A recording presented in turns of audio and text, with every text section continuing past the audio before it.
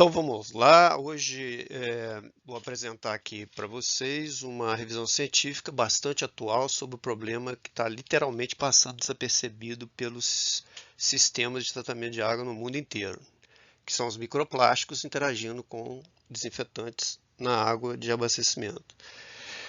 O meu nome é Dario de Andrade Prata Filho, eu sou doutorando aí do programa de pós-graduação em Engenharia de Biosistemas da UF, e junto com a nossa equipe aí, a professora orientadora de Irlanda do Carmo e a co-orientadora a professora Mariana Vezzoni, a gente fez um trabalho que analisamos mais de 60 artigos publicados aí em 2019 e 2024, e a gente descobriu algo meio preocupante aí com relação aos microplásticos, que não são apenas um contaminante físico, né? Eles estão ativamente criando subprodutos tóxicos durante o processo de desinfecção de água, e a gente consome essa água aí todo dia. Então vamos ver esse problema aí.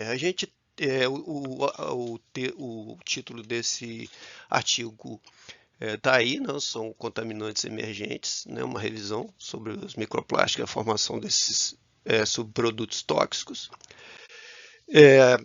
Primeiro vamos contextualizar esse problema aí. A nossa revisão ela confirma que os microplásticos, eles estão presentes em todas as partes, né, as etapas do sistema de abastecimento de água, né, desde lá da captação, né, da água bruta, e aí vai pelas tubulações, reservatórios e válvulas e etc. Vão estar passando a água por todos esses elementos aí, e vão liberando plástico continuamente, tanto dentro de alguns plásticos que tem no próprio sistema de condução de água, quanto aqueles que já vêm na água bruta, né? Então, esses são polímeros como o polietileno, o polipropileno, o poliestireno e PVC, em tamanhos que variam desde nanopartículas menores que um micrômetro até fragmentos de 5 milímetros, né? E aqui está um ponto crucial: as partículas menores, com menos de 10 micrômetros, elas são as mais problemáticas, porque tem uma área superficial muito grande e a capacidade muito grande de absorver outros contaminantes. Então, parte desses microplásticos é removida no tratamento convencional, ali na sedimentação, mas uma fração significativa ela vai passar, e aí é pior, né, porque as partículas, mais partículas vão ser liberadas ao longo da rede de distribuição. O nosso dilema é exatamente esse: a gente aplica o desinfetante para controlar patogênicos e ele cria os subprodutos tóxicos, né? Os tradicionais são os trialometanos e o ácido alacético, que vêm de substâncias úmicas naturais. Agora, quando você entra com uma matéria orgânica proveniente de microplástico, né, derivado de microplástico dissolvido, aí piora muitas coisas, porque esses subprodutos eles são muito tóxicos. Então, os objetivos nossos foram o seguinte: o objetivo geral foi avaliar de forma abrangente o papel desses microplásticos, o que eles desempenham na formação de subprodutos da desinfecção em sistema de tratamento de água potável. E por isso a gente estabeleceu 4 objetivos específicos, né?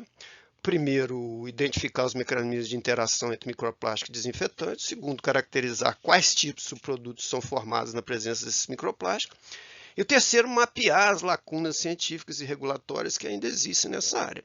E por último, o quarto, a gente propôs algumas estratégias práticas de mitigação para reduzir esses riscos no sistema de abastecimento. Então, por que isso importa, né? Aqui, a grande descoberta que muda tudo nessa compreensão é que os microplásticos eles não são inertes, né? Durante muito tempo a gente pensava que o problema era apenas a presença física de partículas, mas já começa a mostrar, né, que a ciência já começa a mostrar que eles são agentes químicos ativos, né? Quando eles envelhecem, sofrem a ação do sol, eles passam por processo de oxidação e aí liberam matéria orgânica dissolvida dentro da água, advinda de microplástico, e pronto, aí começa o problema, né? Além disso, a própria matriz polimérica ela carrega aditivos químicos, plastificantes, como ftalatos, antioxidantes, estabilizantes, e quando entram em contato com os desinfetantes, como cloro, dióxido de cloro, ozônio e radiação UV, essas superfícies se tornam extremamente reativas. E o resultado é o quê? A formação de subprodutos da desinfecção que são tóxicos, né? Muitos deles com efeito cancerígeno e mutagênico já bem comprovado.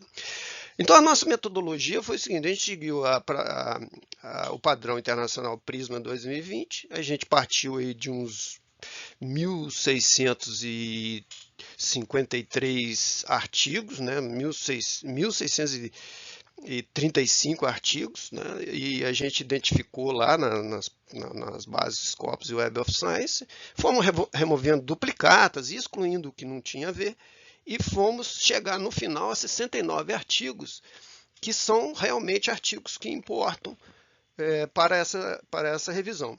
E a gente percebeu muito assim, a acentuada produção de artigos a partir de 2023, 2024, por ali. Em 2022, 2024, podemos dizer. Então, o que a gente então pode pensar sobre a identificação desses mecanismos, né? Então, quais são os mecanismos de formação de subprodutos? A gente identificou pelo menos 4 desses mecanismos de formação desses subprodutos aí na água, né? O primeiro é a adsorção, né? Os microplásticos eles passam por esses processos e há uma adsorção, né? Os desinfetantes eles ficam concentrados na superfície do microplástico, ele cria um microambiente ali extremamente reativo. Segundo é a blindagem física. Esse é mais interessante porque os micro-organismos escondem dentro desses microplásticos, dessas partículas, e a gente acaba tendo que aumentar a dosagem de cloro e até nem tanta eficiência assim, porque eles escondem lá de baixo. Terceiro, catálise superficial, né? Quando os plásticos envelhecem, a superfície fica cheia de grupos oxidados pela ação do oxigênio ali, e mais rugosa, né? Vai acelerando essas reações químicas, e o que aumenta esse carbono orgânico total aí e vai causar mais problemas, né? Então, esse quarto caminho aí foi que há uma liberação de matéria orgânica dissolvida, né? Que vai aumentar o carbono orgânico, como a gente falou, que é um efeito multiplicador perigoso. E quais foram as nossas descobertas? Então, aqui tem uma teia de correlações entre os desinfetantes, os microplásticos e os subprodutos, né? Cada um desses tipos de desinfetantes, aqui representados por cada linha de interconexão com os microplásticos detectados nos artigos que a gente viu, e formando os subprodutos. A gente vê a quantidade de subprodutos gerados, né? E aqui a espessura dessas linhas aqui vão mostrar o quanto é mais expressivo a ação de cada um desses desinfetantes em relação aos microplásticos quando eles interagem, gerando os subprodutos, né? Então a gente tem diferentes plásticos, diferentes contaminantes e interagindo dentro de uma teia de rotas de contaminação importante. A gente entrou pesquisando sobre o que os artigos falavam sobre a questão dos riscos para a saúde. É claro que são extremamente complexos, né? A gente tem já estudos em células humanas bastante claros, a combinação entre esses microplásticos com esses subprodutos da desinfecção gerados durante a cloração causa citotoxicidade, morte celular, causa genotoxicidade, dano ao DNA, atua como disruptor endócrino, né, interferindo com hormônios, tem potencial carcinogênico já comprovado, e diferentes polímeros e diferentes doses desinfetantes vão gerar perfis tóxicos distintos.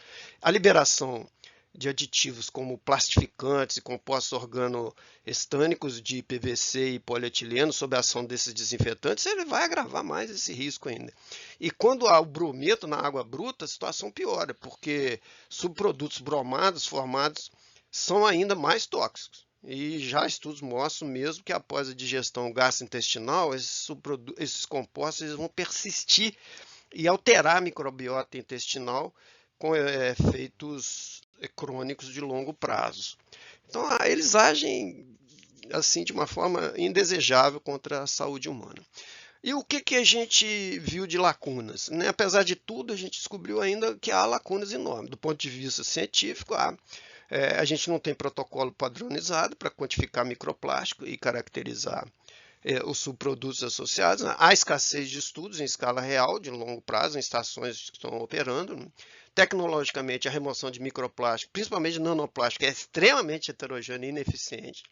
As bioincrustações, interações com matéria orgânica natural, aqueles ácidos úmicos lá, também complicam ainda mais. E talvez o mais grave do ponto de vista regulatório, não existe limites específicos para microplástico em água potável, nem parâmetros obrigatórios de monitoramento subprodutos emergentes ligados à plástica. A gente vê que a nossa portaria 888 de 2021 não tem nada disso. Ainda estamos subestimando o quanto a própria rede de distribuição contribui como fonte secundária de microplástico. Então, o que a gente pode fazer? A gente tem 5 frentes de ação. A primeira é o controle de precursores. Né? A gente precisa otimizar os processos de coagulação, floculação e carvão ativado para reduzir tanto esses microplásticos, matéria orgânica derivada de microplásticos, né? Quanto os lixiviados de aditivos antes dessa desinfecção. Segundo, a gestão da rede de distribuição, né? Tem materiais mais estáveis que liberem menos microplástico e reduzir o tempo de estagnação da água, né? Com descarga programada, limpar os reservatórios e tal. Terceira é o monitoramento ampliado, né? Incluir a quantificação de microplástico, nanoplásticos e subprodutos emergentes nas rotinas obrigatórias de análise de água. Quarta é pré-oxidação criteriosa, né? Avaliar a formação avaliar cuidadosamente as combinações de tratamentos, porque algumas podem piorar a formação de subprodutos. E quinta, a regulamentação, né? A gente precisa urgentemente de limites específicos, protocolos padronizados e políticas públicas que tratem microplástico como que eles realmente são, precursores ativos de contaminantes tóxicos. Com isso, de considerações finais, a gente entendeu o seguinte, que a gente pode concluir que essa revisão que ela vai deixar patente que os microplásticos eles reconfiguram completamente o paradigma da formação de subprodutos, desinfecção em água potável. Ou seja, eu acho até que tem uma reconfiguração do conceito de água potável. Eles não são contaminantes passivos. Né? Quando eles liberam matéria orgânica, aditivos químicos, catalisam reações em sua superfície, e vão transportar outros contaminantes, os microplásticos vão ampliar e diversificar os subprodutos tóxicos. Dando destaque aí para os trialometanos, os aloacéticos e subprodutos nitrogenados de alta toxicidade. A gente não pode esquecer também que a própria infraestrutura plástica mantém o aporte secundário contínuo de partículas e precursores ao longo de toda a rede de distribuição. Então, as evidências toxicológicas in vitro já apontam citotoxicidade e genotoxicidade. O que precisamos agora com urgência é a integração entre engenharia, saúde pública e regulamentação. Precisamos de protocolos harmonizados, né, de ensaios em estações de tratamento reais e de uma avaliação de risco completamente revisada, que trate os microplásticos como precursores ativos e vetores de toxicidade que eles realmente são. Isso é essencial para reduzir riscos e aumentar a resiliência do nosso abastecimento de água frente à onipresença de microplásticos no ambiente. Muito obrigado pela atenção e até o próximo.